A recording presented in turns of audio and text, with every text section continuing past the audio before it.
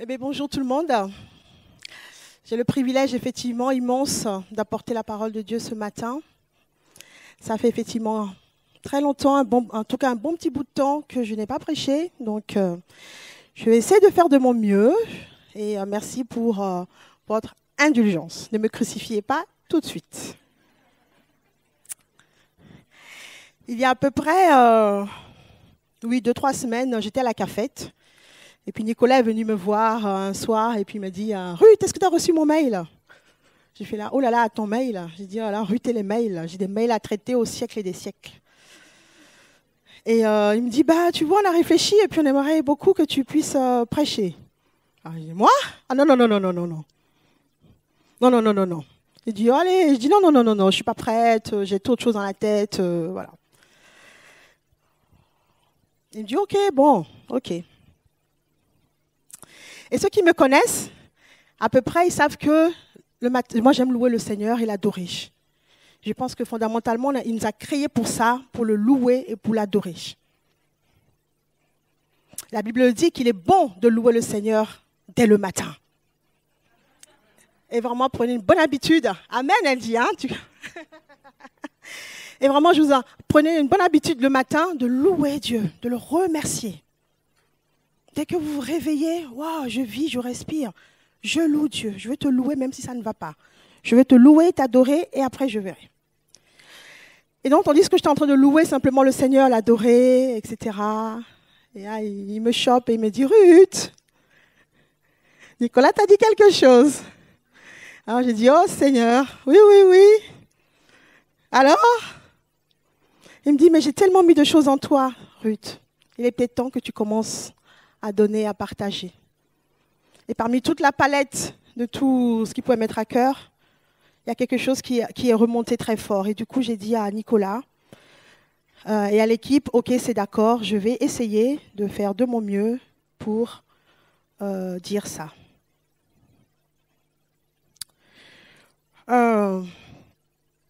C'est vraiment un message qui m'anime, qui fait vraiment partie de moi et ça a été très difficile de pouvoir le structurer.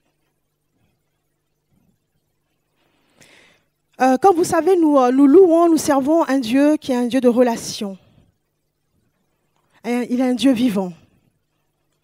Il entend, il écoute. Il ne veut pas simplement qu'on le loue ou qu'on le prie, mais il a aussi des choses à nous dire.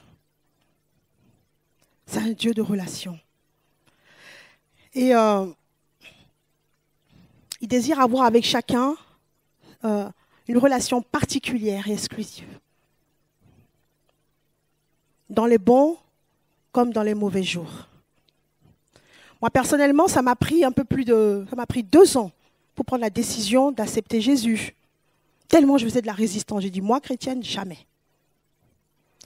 Et les gens priaient, et moi, j'étais toujours dans la rébellion, dans la désobéissance. Je ne voulais pas devenir chrétienne, je ne comprenais rien, je ne voulais pas l'entendre parler. J'étais athée, j'étais rebelle. Voilà. Voilà le résultat aujourd'hui.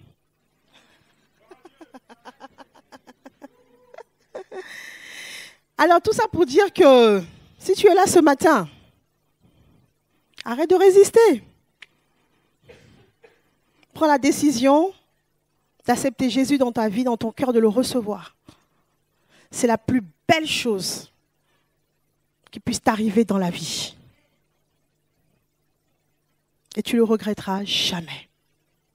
Prends la décision. Moi, ça m'a pris 2 ans. Aujourd'hui, je dis, mais si j'avais su, mais pourquoi je n'ai pas capitulé plus tôt?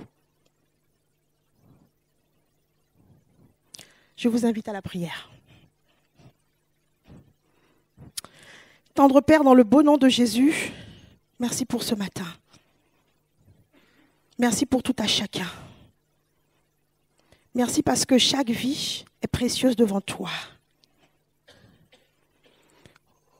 Et je te prie de venir auprès de chacun, au-delà de ce qui va être partagé, de ce qui va être dit, que tu fasses une œuvre nouvelle, une œuvre belle dans les cœurs. Que chaque personne puisse t'entendre, te voir, te recevoir d'une nouvelle façon ce matin. Tu es amour et tu prends toujours plaisir à bénir tes enfants, à les relever, à les encourager. Béni sois-tu, Seigneur.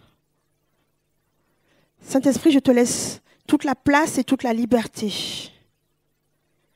Et je prie de tout cœur que rien en moi ne fasse obstacle, barrage à ce que tu veux déverser ce matin. En toi, il y a plus. En toi, il y a toujours plus. Alors fais du bien à mon frère ce matin. Fais du bien à ma sœur ce matin. Viens impacter. Viens impacter tous ceux qui sont venus de loin comme de près et qui repartent en ayant reçu quelque chose de ta part. Une visitation de ta part, Seigneur. Alléluia. Au nom de Jésus. Sans plus tarder, nous allons ouvrir la parole de Dieu et je vais prendre 2 passages. Le premier, c'est dans le livre de Joël, chapitre 2.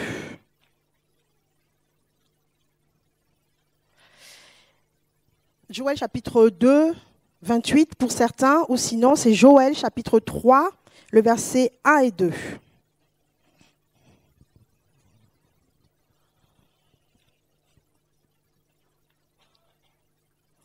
Il est dit après cela, je déverserai mon esprit sur tout être humain. Vos fils et vos filles prophétiseront, vos vieillards auront des rêves et vos jeunes gens des visions. Même sur les serviteurs et sur les servantes, dans ces jours-là, je déverserai mon esprit. Un passage qu'en principe, on connaît assez bien. Et le second passage, c'est dans le livre de Jean, le chapitre 5. Une histoire que j'aime beaucoup. Et depuis ma vie chrétienne, ça fait 3 fois que le Seigneur me donne ce passage. Dans des moments un petit peu de bas-fond, de tragico-tragique dans ma vie. Et au bout de 3 fois, je dis, OK Seigneur, je pense que je commence quand même à comprendre et que ça sera pour moi un acquis et que tu n'aurais plus à revenir là-dessus. Voilà. Alors je vous lis l'histoire, après on en parlera. Jean 5. Après cela, il y eut une fête juive et Jésus monta à Jérusalem. Or, à Jérusalem, près de la porte des brebis, il y a une piscine qui s'appelle en hébreu Bethesda et qui a 5 portiques. Sous ces portiques, un grand nombre de malades étaient couchés, des aveugles, des boiteux, des paralysés. Et ils attendaient le mouvement de l'eau. Car un ange descendait de temps en temps dans la piscine et agitait l'eau. Et le premier qui descendait dans l'eau, après qu'elle ait été agitée, était guéri, quelle que soit la maladie. Et là se trouvait un homme infirme depuis 38 ans. Jésus le vit couché, et sachant qu'il était malade depuis longtemps, il lui dit, « Veux-tu être guéri ?» L'infirme lui répondit, « Seigneur, je n'ai personne pour me plonger dans la piscine quand l'eau est agitée. Et pendant que j'y vais, un autre descend avant moi. »« Lève-toi, dit Jésus, prends ton lit et marche. » Et aussitôt, cet homme fut guéri. Il prit son lit et se mit en marche. Ce message, j'aurais pu l'intituler au moins d'une dizaine de manières. Mais pour ce matin, le thème du message, c'est « En marche ». Et tout de suite, si je vous dis « En marche », sans vouloir faire de la politique, vaste programme, n'est-ce pas, pour 5 ans. Mais en marche, pour qui? En marche vers quoi? Et j'ai voulu prendre d'abord ce passage de Joël. Pour ceux peut-être qui s'en souviennent un petit peu, qui ont fait Melki en 2015, il y avait Anne Griffiths qui était venue.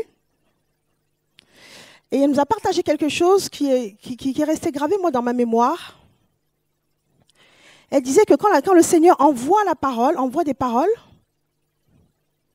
tout être humain peut le recevoir, le capter, l'entendre, comprendre, que ça soit chrétien ou pas. Parce qu'il est dit dans Joël, Dieu répand son esprit sur toute chair, sur toute personne. Après, effectivement, en fonction de qui on est, de ce qu'on fait, de nos sources, plus ou moins polluées ou trafiquées, on peut le pervertir.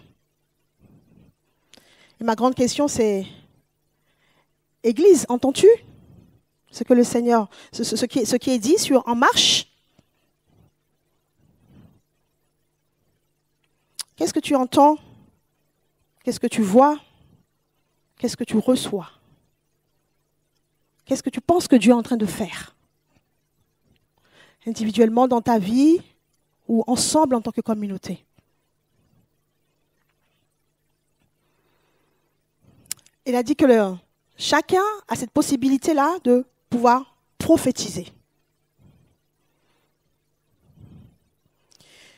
Et prophétiser, c'est très simple. C'est juste de pouvoir voir ou entendre ou recevoir quelque chose et ensuite de le donner. Avec si possible un cœur qui a été nettoyé par le Seigneur.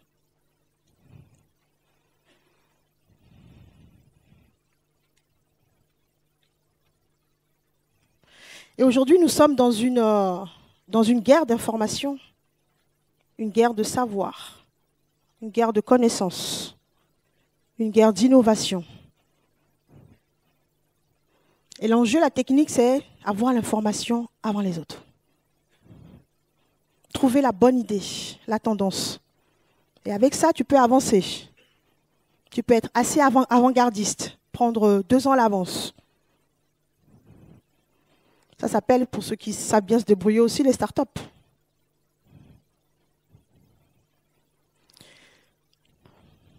Bref, je veux revenir au cœur de mon message, qui est Jean 5. La Bible dit que sous ces portiques, il y avait un grand nombre de malades qui étaient couchés. Des aveugles, des boiteux, des paralysés. Et ils attendaient tous le mouvement de l'eau. Et là, on peut se poser la question, l'aveugle qui est là, comment il fait pour voir quand l'ange descend pour agiter l'eau? J'espère au moins qu'il sait entendre, qu'il a des oreilles. Le sourd, peut-être lui qui sera là au bord de la piscine, il n'entend pas. Mais j'espère qu'en plus, il n'est pas aveugle. Vous imaginez l'enjeu? Alors, le boiteux, tu dis, oh, patate. Il va essayer de courir vite, lui. C'était juste une fois, de temps en temps. Alors, pour le paralysé, aïe, aïe, aïe.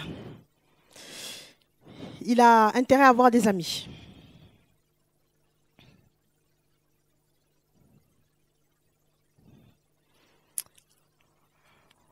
Il y avait tellement de choses dans ce passage que j'ai eu vraiment du mal à l'écrire, à le structurer, tellement que cela m'habite.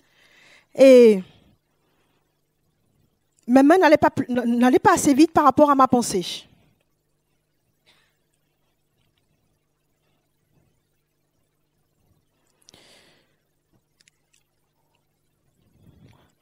Perso, effectivement, il y a quelques temps que je suis là, peut-être 1 an et demi par là. Oui, 1 an et demi, 2 ans à la fin du mois. Je suis une Parisienne, je viens de Paris. Et en venant ici, comme chacun dit, Seigneur, j'ai prié, Seigneur, est-ce que tu veux que j'aille à Toulouse et tout ça, on me propose cela. Mais jamais le Seigneur m'a dit, va à Toulouse. Parfois, il parle clairement et on est content, on a la direction, on a la précision, on sait, et puis des fois, rien. Jamais, de chez jamais, il ne m'a dit va à Toulouse. J'ai prié jusqu'à la dernière seconde. Quand j'ai tout déménagé, je rentrais dans la voiture, je dis Seigneur, est-ce que c'est ta volonté que j'aille à Toulouse? Seigneur, dis-moi quelque chose. Rien. Je dis bon, ma foi, allons-y par la foi et puis on verra bien au pire. Je repars. Et j'ai été surprise qu'à moitié de l'autoroute, j'étais avec une amie, Marie. J'ai simplement vu, alors c'est moi qui conduisais, le ciel s'ouvrir. Je ne pourrais pas vous dire si c'était un ange, si c'était le Seigneur lui-même. Mais il m'a dit, je marche devant toi. Je t'accompagne, je marche devant toi. Et des fois, bien souvent dans nos vies, on attend que Dieu nous dise exactement, clairement, etc. Mais à un moment donné, c'est une question de bon sens. Il dit tout ce que ta main trouve à faire, fais-le. Jésus a dit, voici les signes qui accompagneront ceux qui auront cru en mon nom. Ils chasseront les démons et prieront pour les malades. On dit, j'attends que Dieu me dise. Mais il dit, fais. Il dit, fais.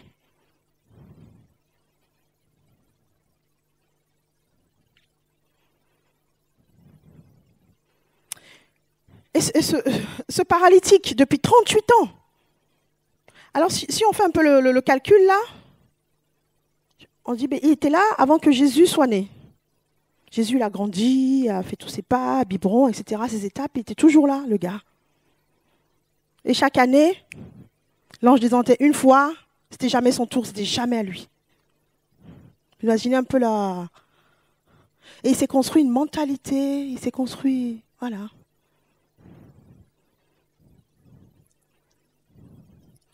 Et ce jour-là, jour de vie, jour de miracle, Jésus vient le voir. Jésus passe le voir. Vous me direz, Jésus lui pose une drôle de question quand même. Veux-tu être guéri? Franchement, Seigneur, ça ne se voit pas là? C'est tellement, peut-être que c'est ce qu'on aurait répondu. Ça ne se voit pas là, non? Bon, lui, il avait sa méthode. Hein. Il dit, oui, je n'ai personne pour venir me plonger dans la piscine, dans l'eau, quand l'eau est agitée. Les autres, ils y vont avant moi. Moi, j'ai personne. Moi, j'ai personne. Et il se lamente. Et bien souvent, nous aussi, on s'assied et puis on attend, on ne sait je ne sais quoi, avec nos explications, nos bonnes fausses excuses, nos peurs, nos incapacités. Et quand le Seigneur vient nous dire un mot, on lui dit « Ah ben non, moi je ne peux pas. Mais non, pas moi, Seigneur, je ne peux pas. J'ai ça à faire, tu vois ma vie, je ne peux pas. Non, non. Ou non, je suis trop jeune, je ne suis pas assez. J'ai des enfants, c'est le mari, c'est ma famille, j'ai mes parents à m'occuper. »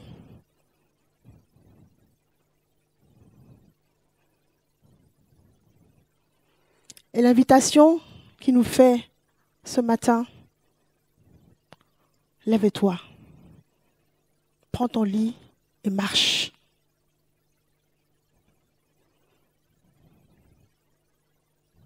Lève-toi, prends ton lit et marche. Ne regarde pas aux circonstances, ne regarde pas la situation, ne regarde pas à tes incapacités. Ne regarde pas. Lève-toi, prends ton lit et marche. Le monde le dit et le programme est en marche. Alors avec la pensée du monde et le programme, on va faire des réformes ici, on va rallonger là, on va sucrer là, on va supprimer ça. Mais il y en a un qui s'est mis en marche. Et nous, pourquoi sommes-nous assis, voire couchés? Il disait que ça fait 3 fois que le Seigneur me donne ce passage dans ma vie. Et il sait que j'étais au fond du gouffre, au fond du trou. Vraiment. Et en plus malade. Et une des fois, je me souviens donc, j'avais juste le courage de me lever, mettre un peu de louange et puis de me recoucher. Et là, il m'a chopé et dit, allez, danse avec moi. Danse avec moi. Et c'était ce chant magnifique qui dit danse avec moi, le Seigneur, l'amoureux de mon âme. J'ai dit, Seigneur, j'ai mal partout, je ne peux pas bouger. j'ai mal. Il dit, danse avec moi. Alors j'ai commencé petit à petit dans ma chambre à faire 2-3 petits mouvements de danse. Et puis je faisais mes petits mouvements de danse et je voyais la guérison qui coulait. La guérison qui a coulé, qui a coulé, qui a coulé.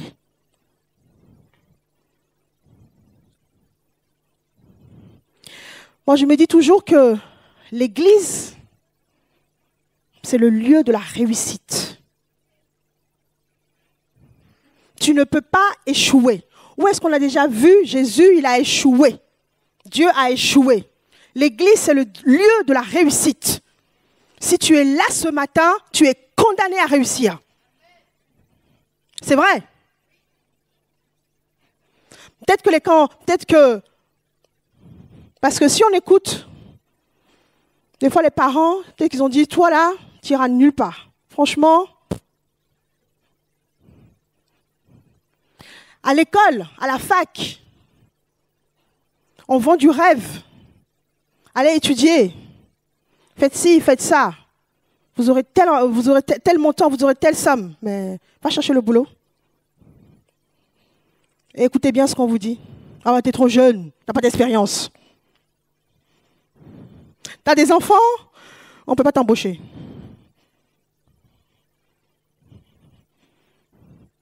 Je ne vous dis pas quand t'es black. C'est complet. Ici, là, non, on ne prend pas. Et donc tu dis, non, on m'a menti. Tu dis, purée, j'ai étudié, j'ai cru, j'ai fait confiance. Allez-y à l'école, il faut travailler, il faut étudier. Et à l'arrivée, pas grand-chose. Alors, si tu n'es pas né avec les parents, avec beaucoup de capital à machin, ça rame, hein, il va falloir marcher. Hein. Il va falloir. Avec ce que ça peut générer comme frustration, comme déception. Mais au-delà de tout ça, Jésus est celui qui a formé pour chacun des projets de bonheur, des projets de vie, une destinée. Un jour, moi, j'en avais eu marre de tout, du système familial, du système de l'école. Le boulot, ça n'allait pas. Et je dis, mais qu'est-ce que je vais faire de ma vie? En fait, autant en finir tout de suite, parce que je ne vois pas où est-ce que je peux aller. On m'a dit, Jésus est la solution. Je dis, mais non, il ne faut pas... Jésus t'aime. Mais quand je suis venue au Seigneur, il m'a dit, et il te le dit, il a un projet pour toi, il a une destinée pour toi, il a un plan sur mesure, parfait.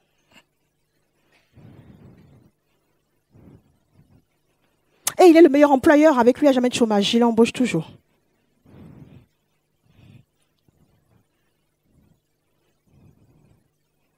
Il embauche toujours. Alors je ne sais pas devant quelle piscine tu t'es arrêté. Je ne sais pas ce qu'on a dit sur ta vie. Je ne sais pas ce qui est paralysé. Là où tu t'es arrêté en disant, moi j'y arriverai pas. Je ne sais pas. Et je veux parler à ton cœur ce matin. Simplement toucher ton cœur et que toi tu écoutes. Que le Seigneur te dise, c'était là, mais j'ai une solution pour toi. Peut-être que ça fait trop longtemps que tu es devant cette piscine. Trop longtemps. Et tu dis, je n'ai personne.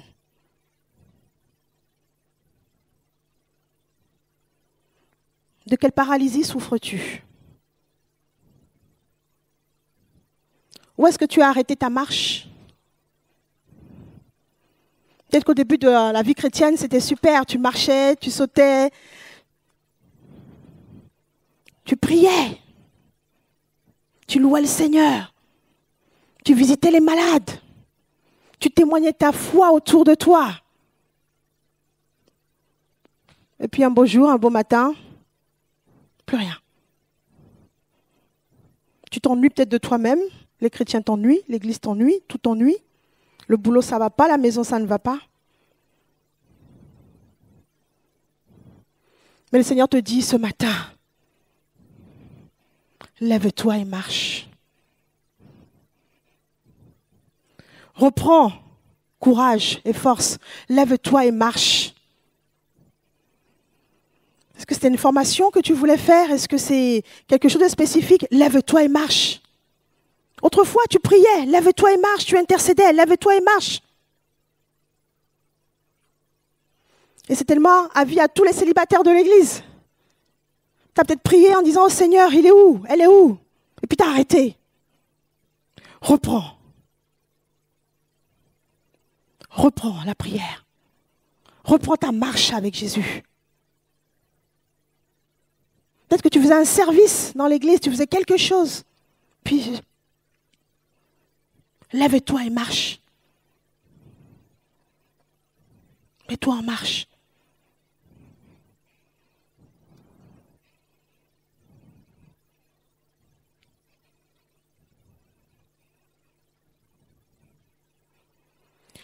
Dieu, lui, ne te juge pas. Il ne te condamne pas.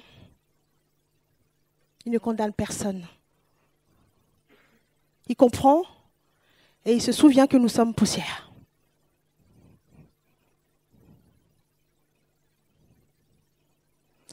Et dans sa bonté infinie, il dit lui-même que il avait dit ça au peuple israélite dans le désert. Quand il sortait, il dit, l'Éternel lui-même marchera devant vous.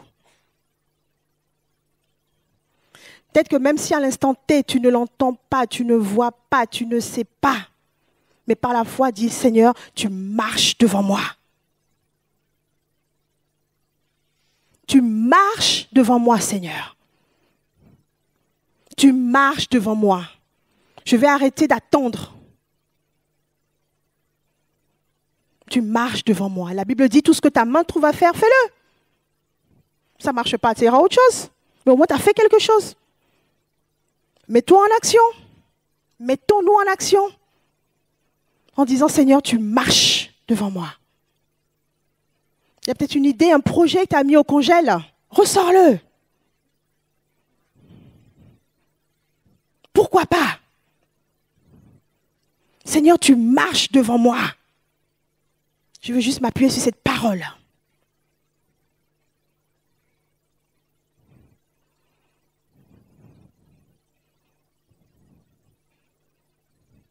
Et Dieu ne fait acception de personne.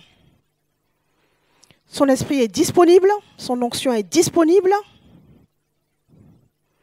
et ses bontés sont inépuisables.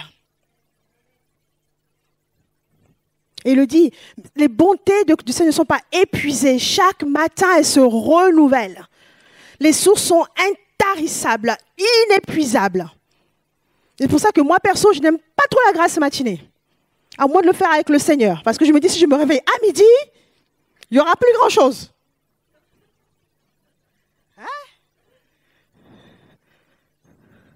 Sors de ton lit, fais un acte. Ou loue-le dans le lit. Mais dis-toi que tous les matins, il y a une possibilité. Il y a une possibilité. Il y a un renouvellement. Et c'est inépuisable. Dieu n'a pas dit, toi, toi non.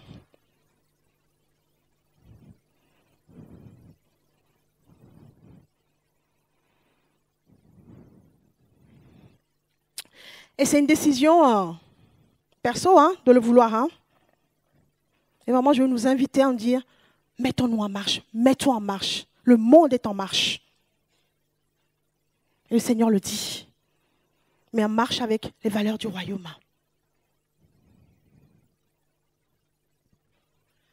Et j'aimerais vraiment activer ça en vous ce matin. Activer ou le réactiver.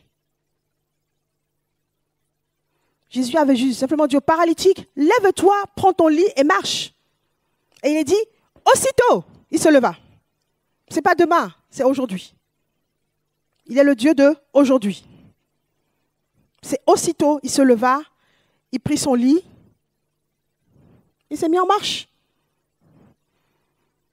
On n'a pas trop la suite. Alors je dis, mais son lit, après, il a porté pendant combien de temps? Est-ce que c'était une natte? Voilà, est-ce que c'est dit? Allez, Molly, liberté. Comme on a chanté ce matin, tout à l'heure, la liberté. Ouais.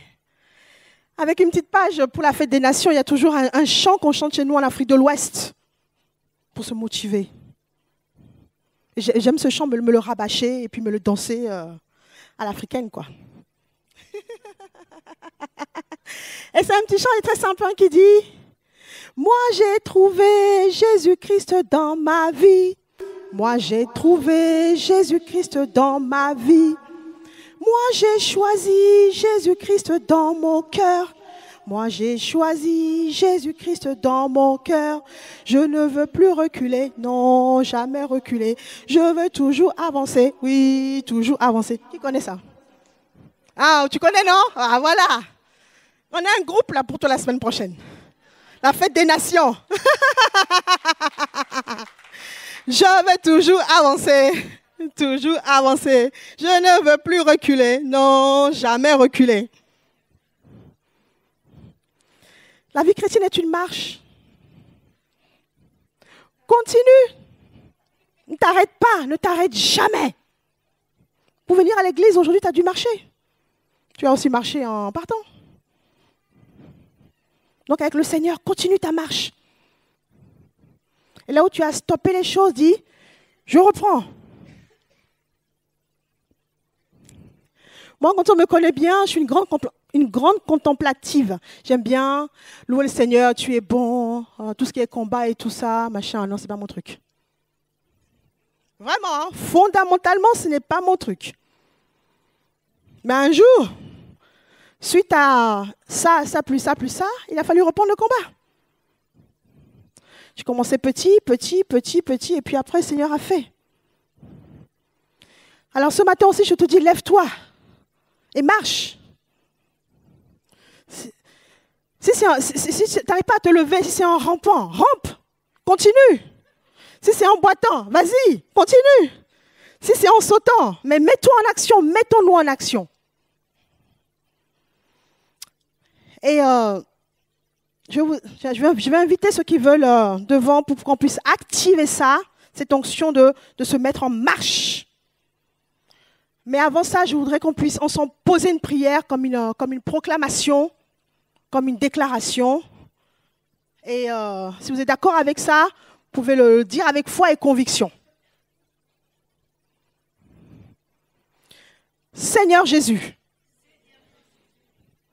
je ne me laisserai plus arrêter par XY, par des peurs ou les circonstances. Car je crois, comme dans ta parole tu le dis, tu as placé devant moi des bénédictions. Et je choisis de te faire confiance. Car tu marches avec moi pour m'aider à réussir. Le Seigneur est avec nous. Il est avec son Église. Il marche avec nous. Il est avec nous, pas contre nous. Pas contre nous, avec nous. Et c'est sûr qu'il y a d'autres personnes et d'autres choses, d'autres circonstances qui marchent contre nous. Naoum le dit en Naoum 2:2, le destructeur marche contre toi. Mais tiens ferme, garde ta forteresse. Beaucoup de choses se sont mises en marche. Mais avançons avec cette assurance, la foi, la conviction que le Seigneur, il marche avec toi. Et tu feras des exploits avec lui. Quel que soit le domaine, tu feras des exploits avec lui.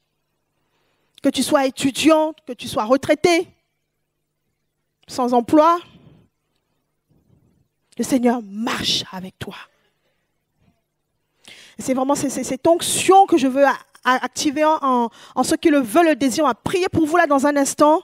Que la présence de Dieu est là. Le Saint-Esprit veut toujours faire. Avec moi, il a fait. Avec moi, il a fait. envers et contre tous. Il a fait. Et il m'a dit, Ruth, lève-toi, marche. Marche. Oh Seigneur, marche. Et j'ai arrêté de me plaindre, des excuses.